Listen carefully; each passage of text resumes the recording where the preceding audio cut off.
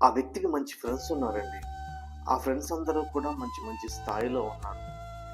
ఈ వ్యక్తి మాత్రం కుటుంబ స్థితిని బట్టి, కుటుంబ పరిస్థితిని బట్టి చిన్న చిన్న పనులు చేసుకుంటూ ఉండేవాడండి. ఒకరోజు రోడ్డు పక్కన ఒక మట్టి పని ఉంటే ఆ మట్టి పని చేసుకుంటూ ఉన్నాడండి. ఆ మట్టి పని చేసుకుంటూ ఉన్న సందర్భంలో తన బెస్ట్ ఫ్రెండ్ ఒకడు ఆ మార్గం గుండా, ఆ రోడ్డు మార్గం గుండా వస్తా ఉన్నాడండి. అలా వస్తున్నప్పుడు ఈ మట్టి పని చేసి ఈ వ్యక్తి ఆ ఫ్రెండ్‌ని చూసి పలకరిద్దాం అనే లోపున ఆ వ్యక్తి తలకాయ తిప్పుకొని ఆ మార్గం గుండా వెళ్ళిపోయాడండి.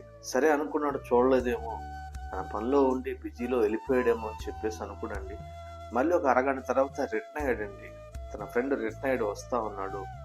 ఈసారి ఏమన్నా పలకరిస్తామని చెప్పేసి ఈ మట్టి పని చేసే వ్యక్తి ఆ వ్యక్తిని పలకరిద్దాం అనే లోపున మళ్ళా తలకాయ తిప్పుకున్నాడండి. అలా తలకాయ తిప్పుకుని వెళ్ళిపోయాడండి. అప్పుడు ఈ వ్యక్తికి అర్థమైందండి, అతను నిజంగానే తనను చూసి తల తిప్పుకున్నాడని.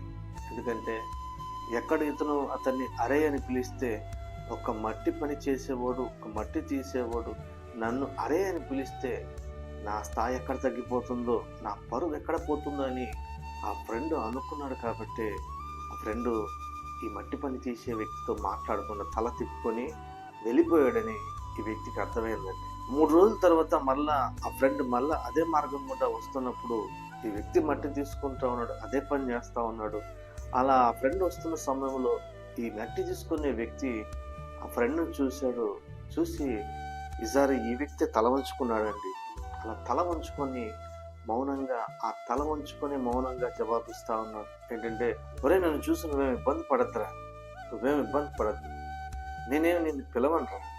నేనేమి నిన్ను పలకరించనులేరా" అని ఆ రోజు తల దించుకొని మౌనమే సమాధానం ఇచ్చిందండి. కానీ ఈ మట్టి తీసే వ్యక్తి కొన్ని సంవత్సరాల తర్వాత గొప్ప స్థాయికి వెళ్ళినప్పుడు ఆ ఫ్రెండ్ ఇది రోడ్డు మీద నుంచి వెళ్తున్నప్పుడు ఈ మట్టి తీసే వ్యక్తిని చూసి తల తిప్పుకున్నాడు చూసారా.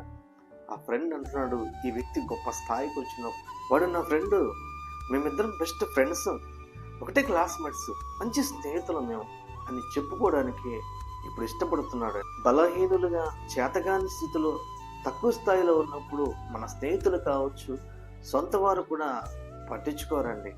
మనం ఎవరో తెలియదు అన్నట్టు చూస్తారండి. కానీ అలాంటి స్థితిలో, బలహీనులుగా, చేతగాని స్థితిలో, తక్కువ స్థాయిలో ఉన్నప్పుడే ప్రభువు మనల్ని చూసి, నువ్వు నా ప్రియ కుమారుడివి, నువ్వు నా ప్రియ కుమార్తెవి, నేను నిన్ను ప్రేమిస్తున్నాను అన్నాడండి ప్రభు అయిన యేసు.